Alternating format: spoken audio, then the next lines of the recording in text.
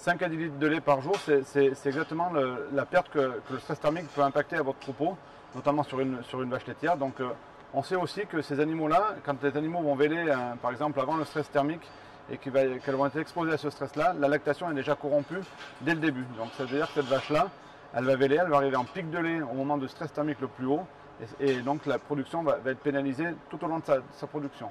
Donc ça, c'est des choses qu'on maîtrise et qu'on connaît.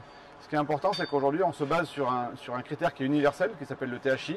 Et ce critère-là, aujourd'hui, c'est un indice en fait qui fait la moyenne entre la température et l'humidité. Donc ce critère-là, comme je l'ai dit tout à l'heure, il est universel. Il nous sert c'est le fil conducteur pour associer et gérer toutes nos solutions pour combattre le stress de chaleur. Le stress de chaleur, le stress thermique, c'est quelque chose, c'est un phénomène qui est de plus en plus présent dans les élevages au niveau français, sur tout le territoire. Contrairement à ce qu'on peut penser, ce n'est pas uniquement dans les zones chaudes. Donc c'est vraiment tout le territoire français qui est sujet à ça.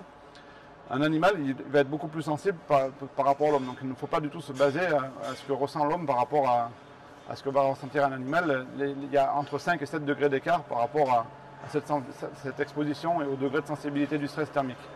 Donc au jour d'aujourd'hui, nous on s'est rapproché des météorologues, de Météo France, etc.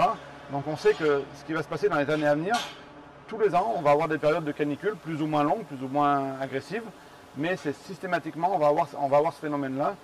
Donc c'est pour ça qu'aujourd'hui, il faut prendre ça en compte dans les élevages et essayer de combattre cela au mieux.